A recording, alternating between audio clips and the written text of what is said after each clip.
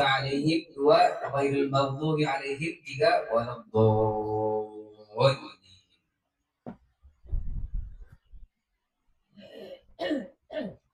Cek.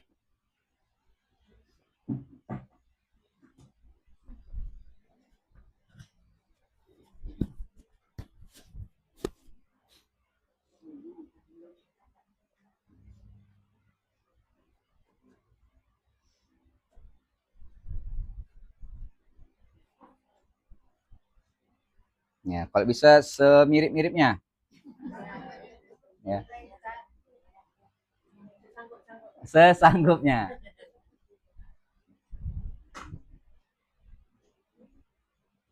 Jadi nulis itu nggak sembarang nulis ya, ada kaidahnya. So itu ada bentuk kayak gini. Nah, terus apa lagi ya? Kaidah-kaidahnya ya. Nah, do juga sama. Do juga sama.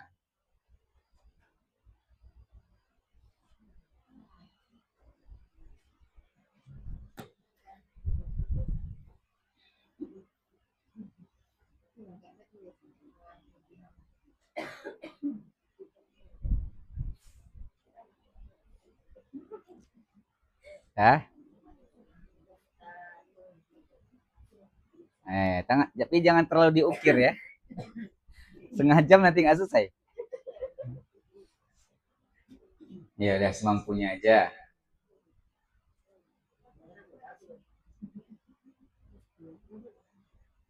Sudah?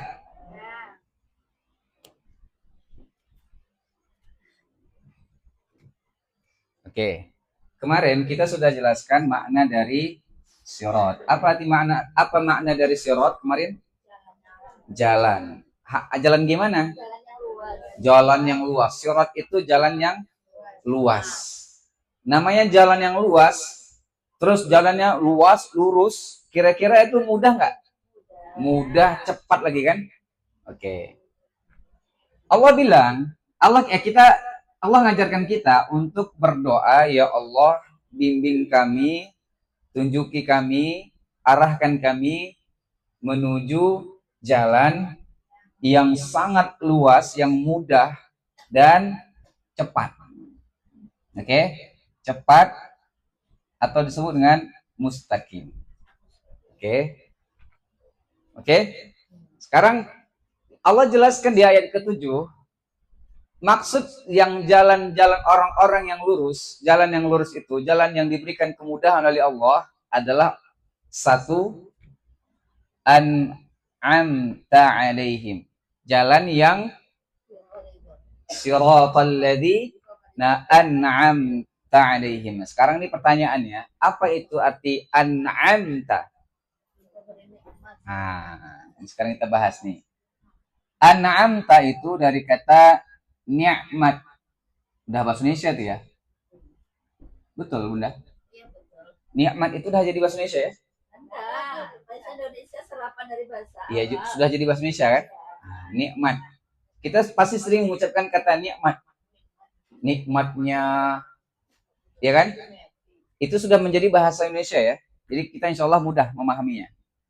Nikmat itu apa, Bunda? Pemberian. Apalagi? Hah? Karunia. Apalagi? Fatlan. Itu bahasa Arab tuh. Apa lagi? Nikmat itu apa nikmat? Kita harus paham dulu. Kita kan minta jalan, atau coba kita terjemahkan nih. Jalan yaitu jalan orang-orang yang engkau beri nikmat atas mereka, bukan jalan orang-orang yang engkau murkai, dan bukan pula jalan orang-orang yang sesat. Oke. Sekarang pertanyaannya, an'amta ini yang Allah yang engkau berikan nikmat, maksudnya apa? Nikmat itu apa?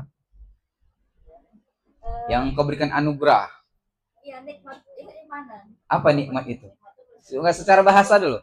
Kalau kita ditanya, nikmat sekali ya. Apa itu nikmat maksudnya? Kesenangan, ya kan? Orang dikasih nikmat senang atau sedih? Nah, senang. ya kan? Diberikan kesenangan, betul? Kebahagiaan. Oke ya? Sepakat? Arti nikmat itu pemberian, kebahagiaan, kesenangan. Oke? Itu disebut dengan nikmat secara bahasa. Kita semuanya tahu nikmat itulah maksud dari nikmat. Oke? Nah, sekarang pertanyaannya, yang kita bagi pembahasan kita jadi 3 ya.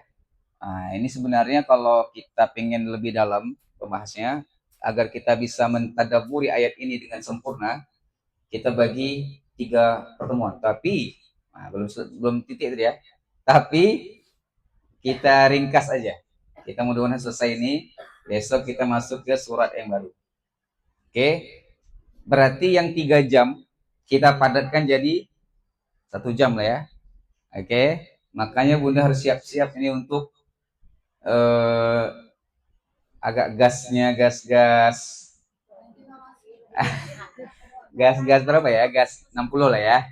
Nah, jadi siap-siap ya. Baik, an'amta itu ya, yang engkau beri nikmat, yang engkau berikan kebahagiaan, yang engkau berikan kesenangan kepada mereka. Oke? Itu dari makna dari apa? Siratal ladzina an'amta 'alaihim. Oke. Sekarang pertanyaannya, siapa orang-orang yang diberikan nikmat itu? Ini kan kita bilang, ya Allah berikan, tunjukkan aku jalan yang lurus, yaitu jalan orang-orang yang engkau beri nikmat. Siapa orang-orang yang diberi nikmat oleh Allah itu? Nah, yang diberikan oleh Allah kebahagiaan, kesenangan, karunia, pemberian yang banyak. Siapa? Nah, disinilah kita harus memahami, mentadaburi dengan ayat yang lain. Ya, itu disebut dengan kita menafsirkan ayat dengan ayat yang lain. Allah nggak nyuruh kita mikir jalan siapa ya yang diberi nikmat itu siapa ya. Allah sudah kasih jawaban di dalam surah An-Nisa ayat 69. Masya Allah, betul benar. Jadi coba buka surah An-Nisa ayat 66. Ayat 69. Ayat 69. Berarti benar tadi udah siap-siap ya mencarinya ya. Masya Allah.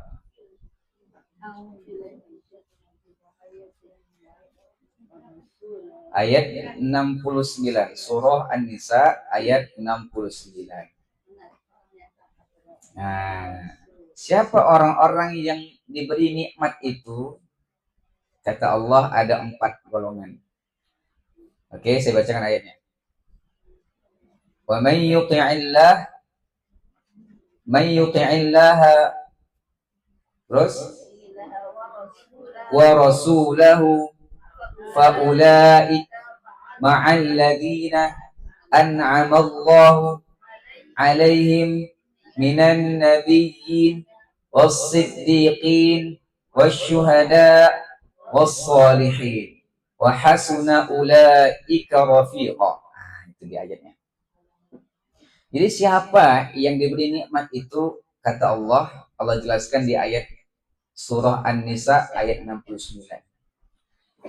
Siapa yang taat kepada Allah dan Rasul, kata Allah, maka dia akan bersama orang-orang yang diberikan nikmat oleh Allah. Satu, orang yang diberi nikmat itu adalah satu, para nabi. Yang kedua, orang-orang yang siddiq. Nah, saya ulangi. Jadi orang yang diberi nikmat itu satu, para nabi.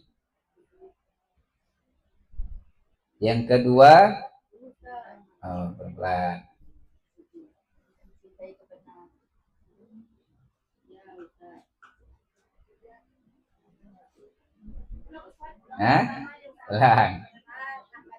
Elang. Baik, satu orang yang diberi nikmat itu yang di ayat siratal ladzina an'amta 'alaihim ini, yang diberi nikmat oleh Allah itu 4 orang, 4 golongan. Satu, para nabi. Satu, para nabi. Yang kedua, orang-orang siddiq. Ya, yang mencintai kebenaran. Yang mencintai kebenaran. Siddiq, ya. Yang ketiga, para syahid. Orang-orang yang mati syahid. Syuhada, ya, jamaknya syuhada. Satu orang syahid namanya. Orang-orang yang mati syahid. Baik. Para syuhada atau orang-orang yang mati syahid. Dan yang keempat, orang-orang soleh. Siapa tadi? Para nabi, orang-orang siddiq, orang-orang yang mempertahankan kebenaran, yang mencintai kebenaran, yang jujur dengan kebenarannya. Ketiga, orang yang mati syahid. Yang keempat, orang soleh. Inilah orang-orang yang Allah bilang diberikan nikmat kepada mereka.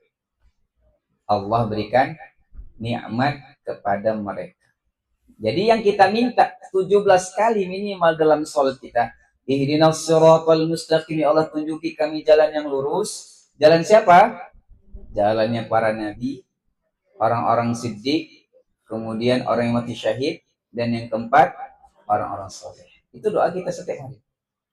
Tunjuki kami ya Allah orang-orang yang Engkau beri nikmat kepada mereka. Pertanyaannya, nikmat apa yang diberikan oleh Allah kepada mereka? Yang kita pengen, kita berdoa kepada Allah agar kita juga termasuk di antara mereka yang diberi nikmat ini. Nikmat apakah itu? Nikmat hidayah. Yang kita sudah minta, ya Allah tunjuki hidayah. Itulah dia. Nikmat apa? Kalau kita biasanya orang, kalau ditanya, kalau disebutkan kata nikmat, yang terpikir oleh kita apa? Pertama kali, kekayaan, itu ya, harta yang banyak, perhiasan yang banyak ya, perhiasan yang banyak, oke? Kemudian rumah yang besar, mobil yang mewah, ya kan? Bisa keliling dunia, itulah kita bilang, oh itulah nikmat. Betul ya? Banyak dan semua rata-rata orang yang belum belajar pasti tahunya yang namanya nikmat itu. Betul ya? Kemewahan, kemegahan di dunia. Tapi ya, yang disebut orang-orang yang dapat nikmat adalah orang-orang yang mendapatkan nikmat hidayah. Itu yang paling mahal. Itu yang paling mahal. Tidak diberikan kepada siapa yang tidak Allah kehendaki. Itu yang kita harus catat tuh. Siapa yang hari ini dapat nikmat hidayah? Hidayah itu apa maksudnya? Apa yang kemarin? 4 itu. Hidayah bisa belajar, hidayah ilmu, ya kan? Kemudian udah dapat ilmu, dia mengamalkannya, mengerjakannya, itu hidayah. Hidayah namanya hidayah taufik, ya, hidayah amal. Yang ketiga, kemudian dia diberikan jalan untuk mengenal Allah, mencintai Allah. Itu hidayah. Yang terakhir, nikmat yang paling tinggi, hidayah yang paling tinggi adalah hidayah istiqomah. Siapa yang hari ini menjalankan satu aktivitas kecil, amalan kecil, tapi rutin, itu sebenarnya Allah sedang pilih kita untuk mendapatkan nikmat. Karena yahdi man yasha, Allah memberikan hidayah kepada yang Allah kehendaki. Catat itu. Allah memberikan hidayah kepada orang yang Allah kehendaki saja.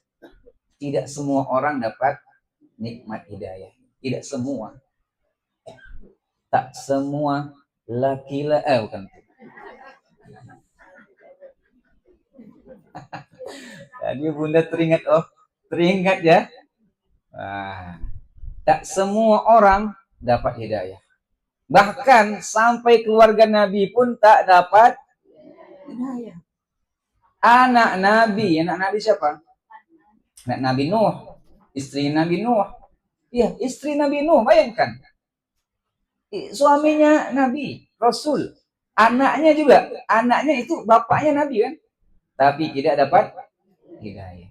Kita ada di sini yang keturunan Nabi, ada yang ngaku Habib, ada di sini.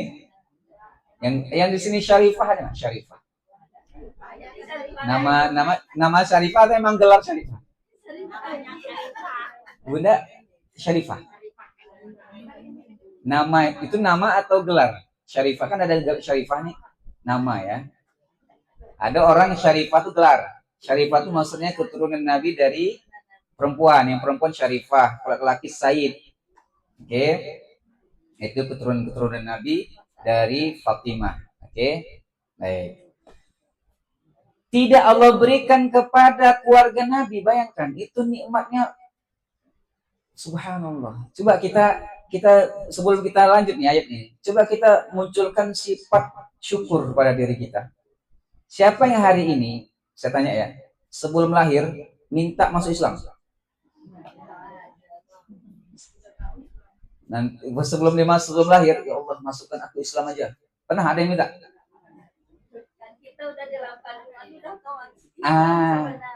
Kita beruntung dilahirkan dari keluarga Muslim. Ayah kita, ibu kita muslimah. Pernah nggak kita minta lahir dari keluarga Muslim? Nggak minta kan? Siapa yang ngasih itu? Allah yang pilih.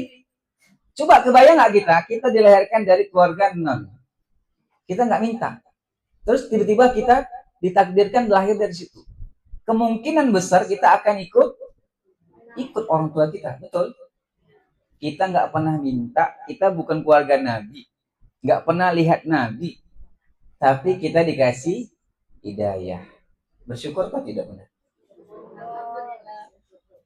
Coba ya, saya kasih satu kisah ya, yang ini mungkin kalau kita dengar sejarah ini itu bersyukurnya luar biasa kita dengan nikmat hidayah Islam. Ya, kita bisa kenal Islam, kita bisa mengamalkan Islam, kita bisa mengenal Allah, kita bisa istiqomah, itu nikmat terbesar. Pernah dengar nama sahabat Salman Al-Farisi? Itu dari mana beliau asal? Al-Farisi itu dari Persia ya. Persia, Iran. Beliau itu masuk Islam, subhanallah, begitu panjang perjalanannya. Dia lahir dari ayahnya itu pendeta atau apa namanya? Majusi. Majusi itu menyembah matahari, menyembah api. Jadi dia si Salman kecil, dia disuruh untuk menjaga api biar nggak padam selama 24 jam. Ini Tuhan mereka nih. Kalau padam, hilang tuannya. Jadi harus dijaga oleh si Salman ini. Itu tugas dia. Disuruh jagain api biar nggak padam. Karena kalau padam, hilanglah Tuhannya. Ya kan? Maka satu kejadian kan ketika Nabi lahir kan padam api-api yang katanya api abadi di Iran itu, ada api yang nggak pernah padam karena dijaga terus. Tiba-tiba ketika Nabi lahir padam, maka mereka panik, ini ada apa yang terjadi? Nah, kok Tuhan kita hilang ini? Dijaga oleh si Salman ini kecil 24 jam. Kemudian suatu hari karena udah agak mulai besar, agak remaja, si Salman ini disuruh sama ayahnya, cobalah ayah lagi ada kerjaan, coba engkau urus kebun kita, engkau garap, misalnya entah dibersihkan, tanam. Pergilah dia ke kebunnya. Di perjalanan ketika dia ke kebun, dia melihat ada kanisa. Kanisa itu gereja. Dilihatnya, ada gerejanya apa nih? Dilewatnya ke dalam. Didengarnya si pendeta ngomong gini gitu. Mantap ini. Ini yang benar nih. Ini yang lebih baik daripada ke agama kami nih. Lama dia sampai sore. Sampai sore dia pulang lagi ke rumahnya. Kemudian ditanya sama ayah, udah ke kerjaan tadi? Belum ya. Kenapa engkau nggak kerjakan itu yang aku perintahkan? Tadi aku berhenti di suatu tempat yang disebut mereka kanisah, gereja. Yang di sana aku mendengar ajaran mereka lebih baik daripada ajaran kita. Marahlah ayahnya. Dia pendeta, disuruh jaga api, jangan mati nih apinya. Tengoknya, itu masih ada. Oh gini, kita lebih baik daripada dia. kita lebih baik daripada mereka. Kita menjaga api ini Tuhan kita yang panas. Yang kalau dia menyentuh sesuatu akan terbakar. Itu tandanya api ini sangat kuat. Kata si Salman, tidak ayah, mereka menyampaikan yang sangat benar. Aku sangat meyakini ini ajaran yang benar. Akhirnya karena dia itu memaksa kan, diikat dia. Diikat di dinding di rumahnya, di depan api itu. Suruh jagain juga, tapi diikat, dia nggak kabur. Dia minta tolong sama pembantunya, ini orang kaya. Ada orang kaya, kaya raya. Diikat tangannya, dia minta lepaskan aku, nanti kasih upah. Kemudian kabur ya. Ditanyanya di gereja itu, ini ajaran kalian ini sumbernya dari mana nih? Di mana tempat utamanya nih? Sumbernya. Dibilanglah itu ada di uskup di Syam. Bayangkan ya, Iran. Terbayang nggak petanya nih? Iran ke Syam atau Iran ke Palestina. Bayangkan ya, Iran ke Palestina itu berapa jarak? Sekarang ini kan perang antara Iran, bukan sekarang ya, mungkin kemarin ya. Perang antara Iran dan Israel itu kan itu ya Syam tuh. Bayangkan berapa ribuan kilo tuh. Jalan kaki dia. Ditinggal, dia hanya pakaiannya aja, nggak dibawa apa-apa. Pergi di jalan kaki dia ke Syam. Akhirnya jumpalah beberapa bulan perjalanan, jumpalah dia uskupnya. Uskup itu apa ya uskup ya? Itulah ya, bosnya lah ya. Nah, bosnya pendeta. Jadi pendeta-pendeta muridnya, ini uskupnya inilah apanya, kiainya. Di uskup ini ternyata dibilang, jadikan aku muridmu wahai uskup. Aku mendapatkan berita dari Syam, dari kampungku di Iran, di Paris, Persia, untuk belajar kepadamu. Ternyata uskup ini sudah tua, dan ketika dia hampir meninggal, nah rupanya uskup yang di situ maksudnya adalah orang yang khianat. Jadi dia mengambil sedekah-sedekah dari jamaahnya, kemudian untuk pribadinya sendiri. Ketika uskup ini meninggal, dia minta, dia bilang, aku nggak mau kuburkan dia. Kenapa? Engkau kan muridnya. Tidak, dia tuh khianat. Buktikan, coba kamu lihat di sana di rumahnya, di bawah itu ada harta-harta yang dikumpulkan. Sehingga dia mati nggak dikuburkan, dilempar sama jamaahnya batu. Udah mati tapi dilempar batu. Akhirnya datanglah lagi uskup baru. Nah ini agak soleh sedikit, tapi udah tua juga. Ketika menjelang ajalnya dia bilang, wahai uskup, kemana lagi aku nak belajar agama kita ini. Oke. Aku tak melihat uskup yang lebih baik kecuali engkau datang ke nama daerahnya, di daerah Iran, di daerah Irak, daerah namanya Nainawa, tempat Nabi Yunus. Dari mana? Dari Syam, Palestina, menuju ke Nainawa dekat Irak. Jalan kaki lagi dia. Sampainya di Irak, di Nainawa itu, Musil nama daerahnya, saya lupa. Musil. Sampai di situ, rupanya uskupnya juga udah tua. Menjelang ajalnya dibilang, uskup, wahai uskup, kemana lagi aku nak belajar? Aku melihat uskup yang paling bagus untuk engkau belajar adalah ke Naisaburin namanya, atau Naiburin, daerah kalau sekarang itu namanya Turki. Jadi dari Irak kemana dia? Ke Turki, jalan kaki. Ditinggalkannya semua barang-barang dia yang ada di sebelum tempatnya. Datang dia ke Turki. Sekarang itu namanya Turki. Datang ke sana, dia jumpa juga uskup sudah tua. Menjelang ajalnya ditanya, kemana lagi aku nak belajar wahai uskup? Tua semua. Kemudian dia bilang, aku tak melihat lagi uskup yang bagus sekarang ini. Tapi coba engkau datang ke Umairah, atau nama Amirah, datang ke perbatasan Turki. Datanglah ke situ dia. Di situ juga uskupnya udah tua. Dibilangnya, di mana lagi aku nak belajar? Aku melihat tidak ada lagi uskup yang baik hari ini. Tapi aku mendengar akan datang nabi baru. Datanglah engkau kepadanya, belajarlah engkau agama kepadanya. Nah, dapat dia berita dari siapa tadi?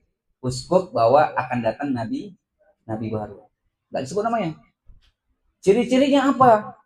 kata Salman. Ciri-cirinya dia itu berada di tempat yang sangat banyak pohon kurma. Nggak kasih tahu nama daerahnya. Tapi ini ada dalam kitab Injil. Makanya Allah bilang, orang-orang yang Nasrani, Yahudi itu sangat tahu dengan Nabi. Karena mereka udah dikasih tahu di kitab itu. Akan datang Nabi yang begini-begini ciri-cirinya. Dia itu, mati nih. Matikan dulu. Kemudian, agak bersikit suara. Kemudian datanglah dia ke, apa ciri-cirinya? Ciri-cirinya katanya dia akan berada di satu tempat yang banyak kurmanya. Kota Madinah. Kan kota Madinah tuh terkenal kota yang paling banyak kurma. Kemudian dia berada di antara bainan harrotain, di antara batu-batu hitam, berbukitan. Jadi Madinah itu kan di antara lemah-lemah batu-batu hitam. Apa ciri-ciri lagi? Dia itu tidak makan sedekah. Jadi Nabi ini tidak makan sedekah, dia hanya makan hadiah. Jadi kalau dikasih sedekah dia nggak mau makan. Tapi kalau hadiah mau. Kemudian dia ada di antar ciri-ciri terakhir, ada stempel kenabian di punggungnya, di tengkuknya.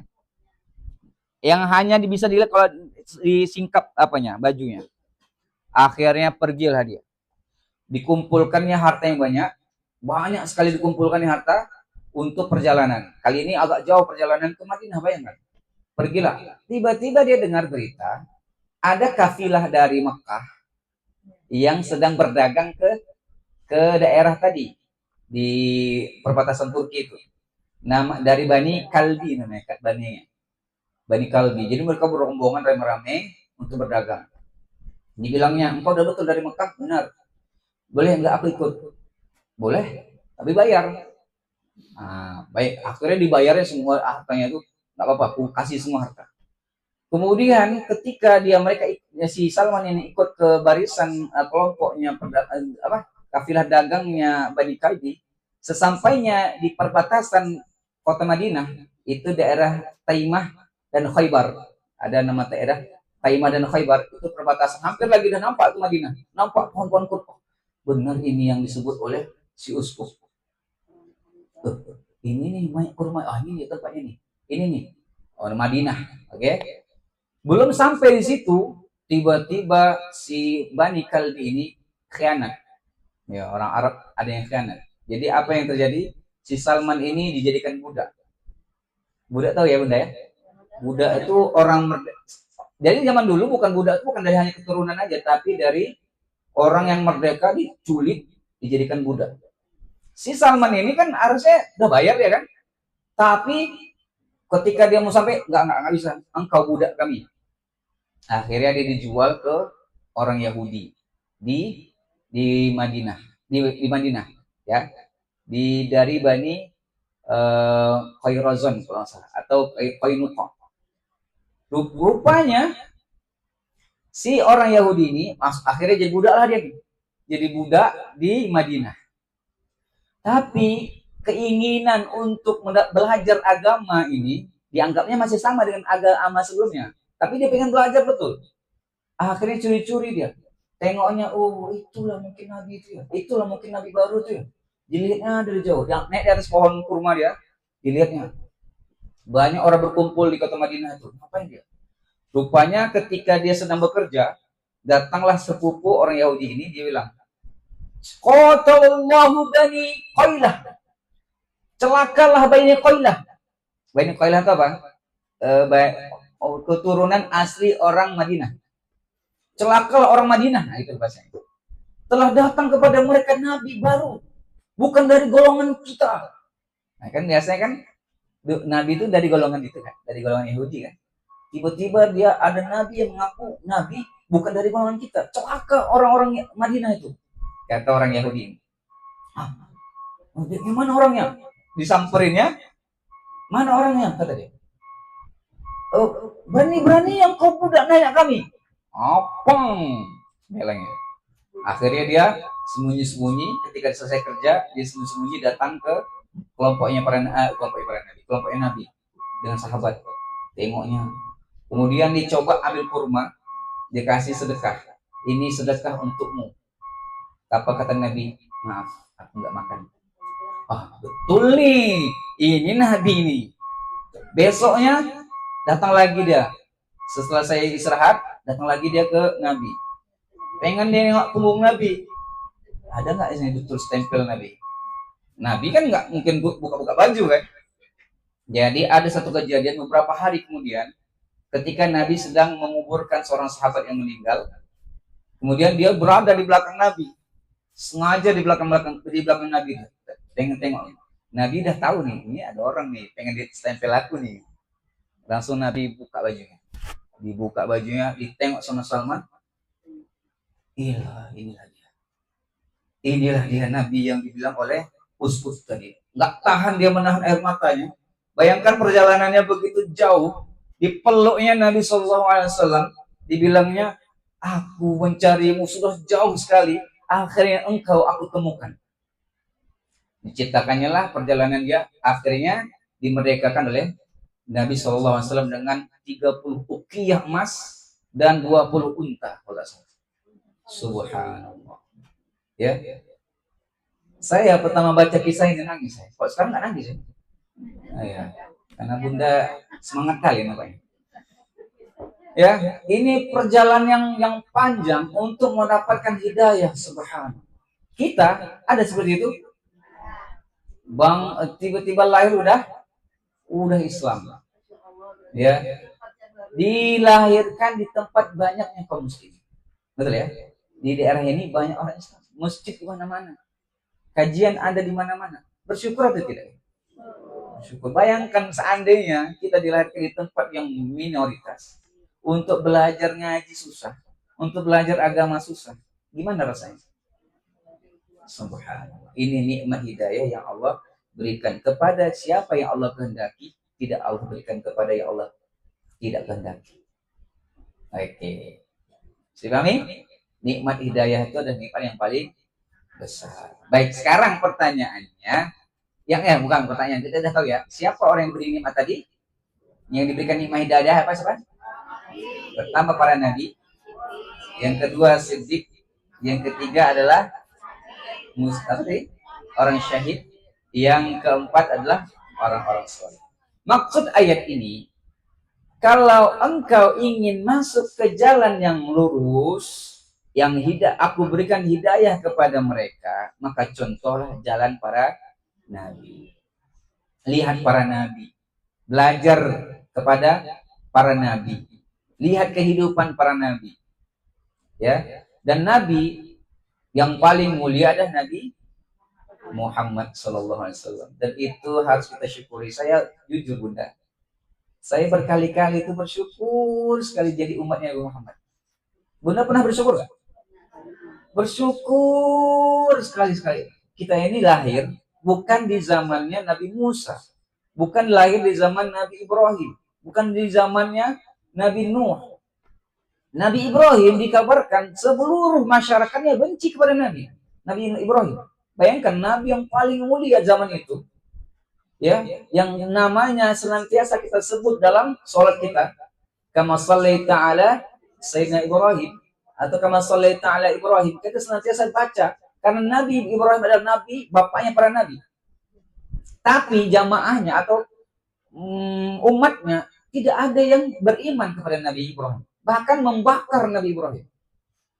Disebutkan ketika Nabi Ibrahim sedang mau dibakar, ada satu nenek, pernah saya cerita ada seorang nenek yang dia itu udah buta matanya, buta matanya, tapi dia nangis. Ditanya sama orang, kenapa engkau nangis wahai nenek? Apakah engkau nangis karena Ibrahim akan dibakar? Apa kata nenek tadi? Aku nangis bukan karena itu. Aku nangis karena nggak bisa lagi bantu cari kayu untuk bakar si Ibrahim itu. Subhanallah. Nabi Ibrahim itu nabi yang paling mulia. Bayangkan kita seandainya kita lahir di situ, termasuklah kita yang ingkar kepada Nabi Ibrahim. Subhanallah. Kita bukan lahir dari keturunan dari umatnya Nabi Musa. Nabi Musa, Bani Israel, itu orang-orang yang terkenal sebagai pembangkang. Disuruh Nabi Musa cari, bukan suruh Nabi Musa, suruh Allah cari sapi. Sapi kata Nabi, kata Allah. Apa kata mereka? Sapi yang warna apa? Kan menyusahkan diri sendiri. Harusnya cari aja sapi udah. Tapi yang dibilang mereka apa? Saking ngeyelnya, sapinya warna apa? Nah, sudah dapat warna kuning. Kuningnya terang atau gelap? Kan ngeyel kan? Cari aja langsung. Ini itu namanya saking banyaknya bertanya, jadi berat. Kata Allah agak terang. Nah, kan susah tuh. Terus terangnya itu yang gimana? Enak dipandang atau yang nggak enak dipandang? Yang enak dipandang kata Allah. Subhanallah. Saking susahnya nyarinya sampai ke pelosok-pelosok desa. Padahal sapi banyak waktu itu. Tapi yang Allah bilang sapi betina yang warnanya kuning terang enak dipandang mata. Akhirnya menyusahkan diri. Seandainya kita berada di umatnya Nabi Musa gimana? Bisa jadi kita yang termasuk yang ingkar kepada Nabi Musa. Makanya Nabi yang paling banyak itu Nabi di Bani Israel karena saking pembangkangnya. Oke. Kita lahir sebagai umat Nabi Muhammad Sallallahu Alaihi Wasallam, umat yang pertama kali akan masuk surga. Bayangkan kelebihan kita sebagai umat Nabi Muhammad. Kita nanti Nabi yang pertama kali masuk surga, dan umat-umatnya Nabi Muhammad masuk surga dulu, baru nanti dibarengin sama setelah itu baru umat-umat yang lain. Iya. Kemudian umat Nabi Muhammad ini umat yang paling banyak, umat yang paling banyak. Kemudian umat Nabi Muhammad ini akan mendapatkan syafaat dari siapa? Nabi Muhammad. Jadi yang bisa memberikan syafaat itu adalah Nabi Muhammad SAW. Kita beruntung. Nabi udah ngasih tahu, kalau kalian pengen dapat syafaatku nanti, banyak-banyak berselawat. Nabi nggak pernah nutupi kebaikan. Nabi nggak pernah menutupi kebaikan. Kalau kalian ingin aku berikan syafaat nanti, banyak-banyak salat kepadaku. Terkhusus di hari Jumat. Siapa yang bersalat kepadaku di hari Jumat atau malam Jumat, maka salat itu akan, ini hadis Nabi, maka salat itu akan disampaikan kepadaku. Nabi saat itu sudah meninggal, masih hidup untuk menyampaikan, tapi kan Nabi akan meninggal. Artinya, salawat orang-orang yang bersalat kepada Nabi akan disampaikan walaupun Nabi sudah meninggal. Dan aku akan membalas satu persatu orang-orang yang bersalat kepadaku. Ini Nabi bilang. Akan disebutkan fulan bersalat padamu, namanya siapa? Misalnya Bu Syarifah Aini bersalat padamu hari Jumat ini jam sekian-sekian. Kata malaikat menyampaikan kepada Nabi. Nabi ingat namanya, Syarifah Aini, Syarifah Aini. Siapa yang paling banyak bersalawat akan dikenal sama Nabi dan akan mendapatkan bantuan syafaat dari Nabi Sallallahu Alaihi Wasallam. Bersyukur atau tidak bersyukur? Bersyukur. Ini nikmat yang Allah berikan yang tidak kita minta, tapi Allah berikan kepada kita. Baik. Selanjutnya, nah,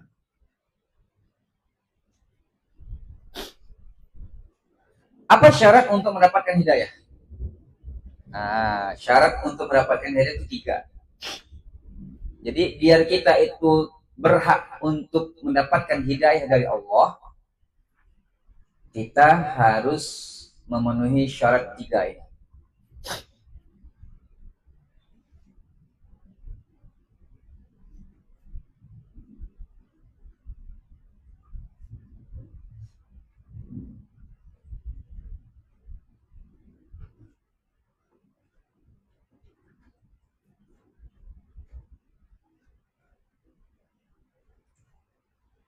Baik. Yang pertama, orang-orang yang akan diberikan hidayah oleh Allah Subhanahu wa taala adalah satu, mau mencari. Mau mencari. Jadi hidayah itu harus dicari, harus diusahakan. Ya, harus dijemput. Bukan ditunggu. Belum dapat hidayah, tapi nggak kerja apa-apa. Oke, harus dicari. Tapi bagaimana mencarinya? Datangi teman yang soleh, berteman dengan orang-orang baik. 1. Kemudian cari lingkungan yang baik. Kemudian cari guru yang baik. Itu harus kita cari. Nggak bisa kita tunggu hidayah itu, nggak bisa ditunggu. Siapa yang berhak mendapatkan hidayah pertama adalah orang yang mau mencari ilmu, ikutin kajian, akan Allah berikan hidayah ilmu. Oke? Baik, yang kedua, orang-orang yang berhak mendapatkan hidayah adalah orang yang jujur memintanya. Orang yang jujur senantiasa meminta kepada Allah hidayah. Apa doanya? Coba. Apa doa minta hidayah? Ihdinas siratal mustaqim. Ini kita hafal. Coba yang lain. Apa doa minta hidayah? Ya Allah, berikan aku hidayah. Rabbana la tuzil qulubana ba'da id hadaitana. Ya Allah, jangan lencengkan hatiku setelah Engkau berikan aku hidayah. Jangan biarkan aku kembali lagi kepada kerusakan. Jangan biarkan aku kembali lagi kepada kesesatan setelah Engkau berikan aku hidayah. Itu doanya dalam surah Al-Imran. Nah, itu dihafal juga. Atau yang ketiga apa? Ini doa yang dianjurkan kita baca setelah setiap sholat. Allahumma hdina fiman hadait. Allahumma hdina fiman hadait. Ini doa apa nih? Doa kunut. Nah, kita nggak usah bahas tentang kunut ya. Nah, itu doa kunut ya. Doa yang dibaca setiap selesai sholat. Ya, doa Allahumma hdina fiman hadait itu dari Nabi itu. Allahumma hdina fiman hadait. Ya Allah, berikan kami hidayah sebagaimana Engkau berikan hidayah kepada orang lain. Allahumma hdina fiman hadait. Itu doanya luar biasa, minta hidayah. Nah, sering-sering kita minta hidayah pada Allah. Siapa yang diberikan hidayah adalah orang yang sering minta. Ya, yang jujur mintanya. Nah, yang ketiga,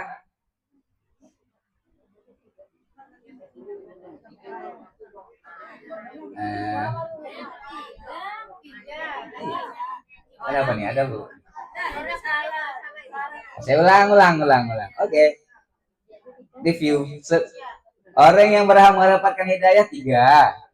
1, mau mencari. 2, jujur minta. Banyak, itu baru. Ada lagi? Nah, 3, ya. Kembali ke pasal 1. Ibu-ibu betul. Saya yang salah. Ya. Yang ketiga, tidak sombong. Nah, itu tidak sombong. Itu syarat mendapat hidayah. Tidak sombong itu gimana Ustaz maksudnya? Ada orang yang nggak sholat, ketika ditanya kenapa nggak sholat, belum dapat hidayah. Itu sombong itu. Sombong kenapa? Dia seakan-akan ya mengatakan ya apa? Tunggu aja hidayah. Kan aku yang Allah kan yang menciptakan aku lahir ke dunia kan. Allah harus ngasih. Nah, kenapa Bu nggak pakai jilbab? Hidayah. Banyak nggak kayak gitu? Banyak. Itu sombong. Itu sombong yang dia nggak sadar itu sombong. Allah nggak akan berikan hidayah kepada orang-orang seperti itu. Tapi terkadang Ustaz, orang tuh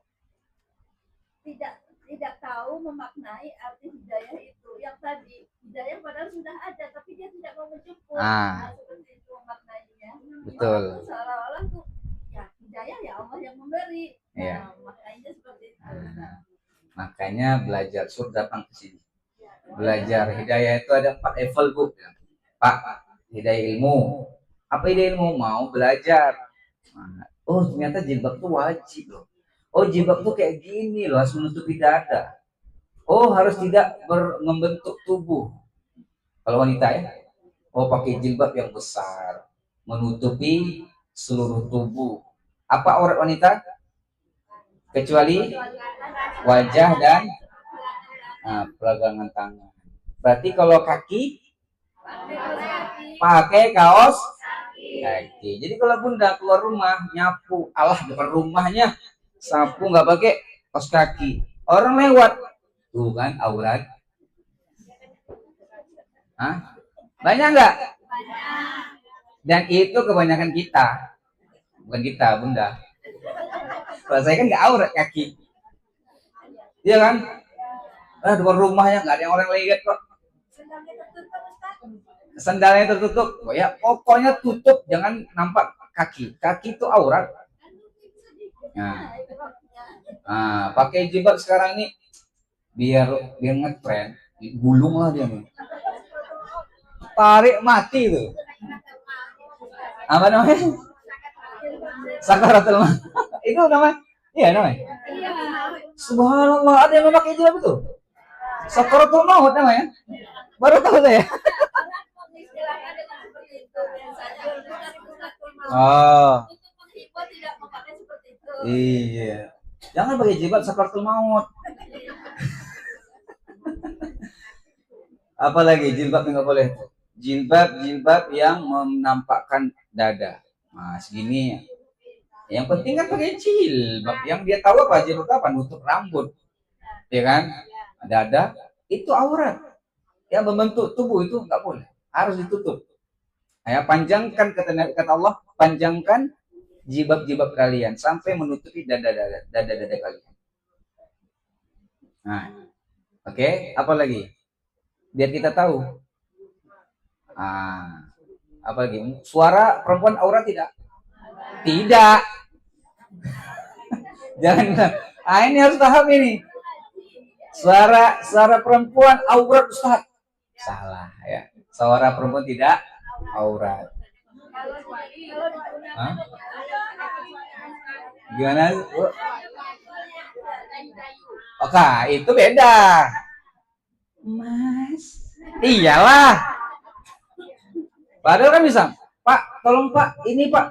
Enggak kayak gitu, Pak. Tolong Pak. Pempang ya. Iya itu menggoda, nggak boleh. Ya, kalau ke suami boleh. Ke suami, Pak, tolong Pak, angkat galon Pak. Sama orang, kan itu yang masalah. Iya, kalau suara ngomong, misalnya bunda ngaji di masjid itu, pelan-pelan aja lah, udah. Bunda misalnya jadi pembawa acara kayak tadi, karena ada laki-laki, kenapa kayak gitu bunda? Aurat. Salah ya. Kayak gitu, aurat tuh bukan perempuan, suaranya juga aurat. Oke, jadi ngaji, baca Quran itu silakan. Jangan kita bilang aurat. Oke, tapi nggak boleh suaranya jangan menggoda, itu nggak boleh. Nah, harus tahu. Setelah tahu, baru masuk ke level kedua apa? Amal. Nah, ada orang yang udah tahu dia jilbab itu wajib atau harus tutup aurat seperti ini, tapi tetap juga melanggar, itu tidak dapatkan hidayah kedua tadi, hidayah amal. Ya, hidayah taufik, nggak dapat taufik. Oke? Nah, setelah dia tahu, dia amalkan, baru akan Allah berikan hidayah ma'rifah. Itu dia levelnya, tahapannya. Setelah ma'rifah, mencintai setiap ibadah yang dikerjakannya, baru menjadi istiqomah. Gak akan mungkin orang diberikan hidayah kalau nggak mau cari. Gimana carinya? Buka YouTube, yang dicari apa? Joget, TikTok, joget, kan? Itu dicari, ya itu yang keluar. Tapi kalau kita buka TikTok misalnya, kajian, tahsin, buka YouTube ini, sekarang ini kata guru saya, media sekarang ini luar biasa, mengerikan. Kita buka Google, cari, ketik aja nih, sekarang bunda boleh buktikan. Ketik hadis, keluar gadis. Percayalah, ketik gitu hadis, yang keluar gadis. Makanya mengerikan sekarang nih. Memang dipancingnya. Ini pengen belajar sebenarnya. Ketika hadis, keluar hadis, astagfirullah, astagfirullah.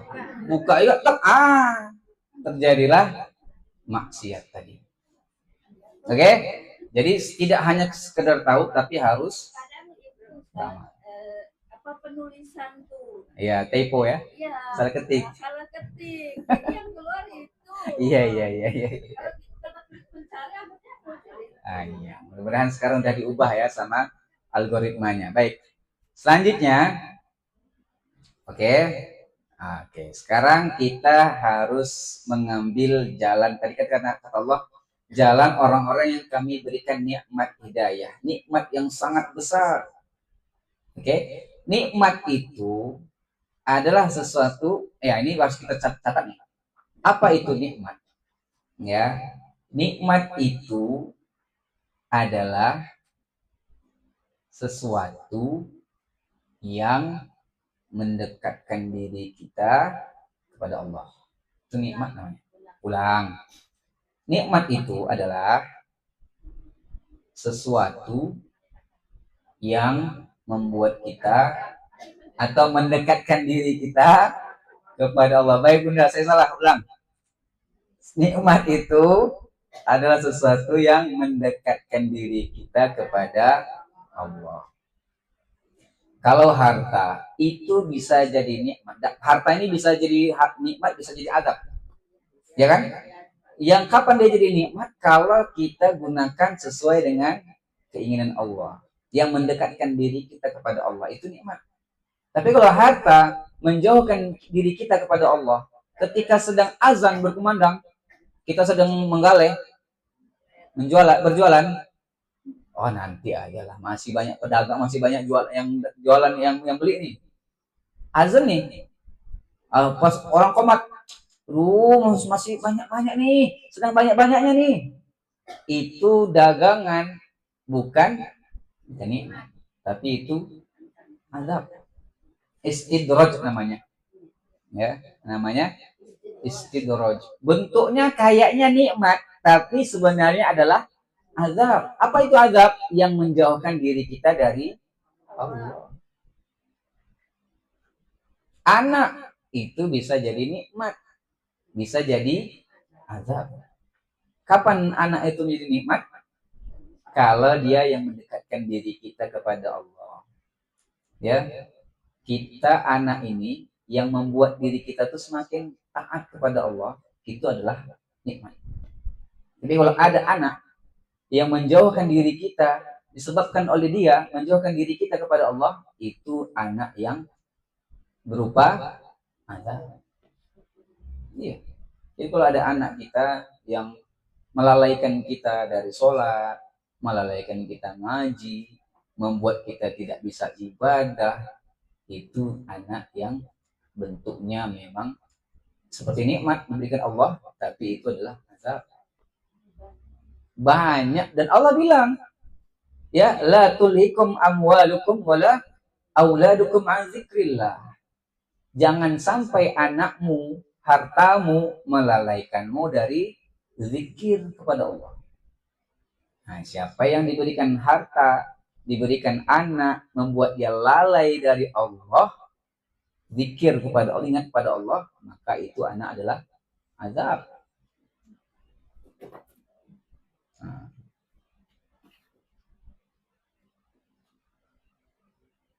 Ya kan, bahkan di ayat yang lain Allah kan sebutkan, anak ada di antara anakmu, istri-istrimu itu adalah musuh untukmu. Nah, kayaknya kita banyak-banyak doa. Apa doanya agar anak kita jadi anak soleh? Rabbi habali soleh. Ini sering-sering doa. Jangan sampai setiap sholat kita tinggalkan doa ini. Ya, karena yang memberikan hidayah. Nah, ini lagi yang memberikan hidayah siapa? Allah, bukan kita. Anak kita hari ini belum sholat, ya. Kita hanya bisa apa? Bisa hanya, ayo nak sholat nak. Soal hidayah itu Allah yang ngasih. Tapi jangan berhenti berdoa dan jangan berhenti menasihati. Tugas kita hanya menyampaikan. Soal hidayah itu milik Allah. Dan jangan sampai putus asa. Oh, anakku ini nggak mau sholat, kayaknya nih azab nih nampaknya nih. Nah, jangan berhenti di situ. Ya, harus kita dekati terus, kita doakan terus agar dia berubah. Ya, hidayah itu harus dicari, harus minta doa terus, dan jangan sampai kita sombong. Oke.